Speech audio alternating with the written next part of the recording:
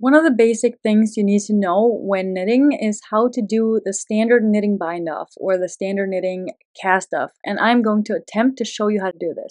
You simply start by knitting the first 2 stitches like normal knit stitches.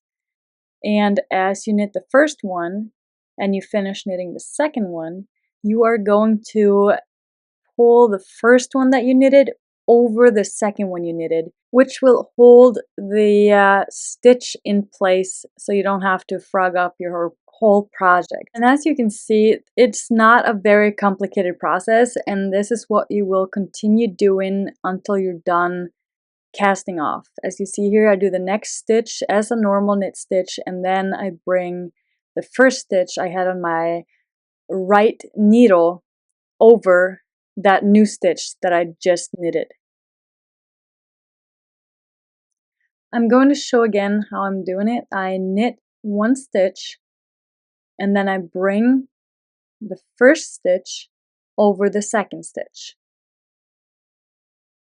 I knit a knit stitch and I bring the previous stitch over the new stitch. And I'm going to continue doing this until I'm done casting off the project that I'm working on.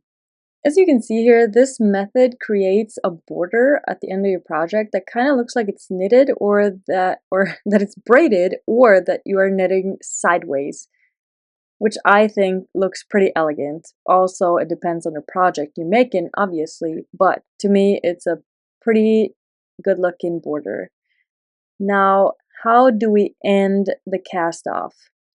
You knit your last stitch like you have the entire way so far.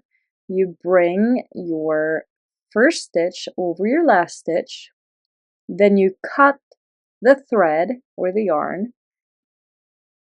and then you simply just pull it through that last stitch. And this will hold the last stitch in place, which in return will hold all the other stitches in place. And this is how you do a standard cast off or a standard bind off.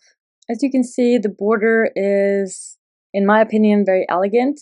However, this method to cast off is not the most elastic or stretchy method to use. If you want a really stretchy bind off, then there are other methods that you can use. This is just a simple basic way to cast off. If you like this tutorial, please hit the like button and you are welcome to follow for more.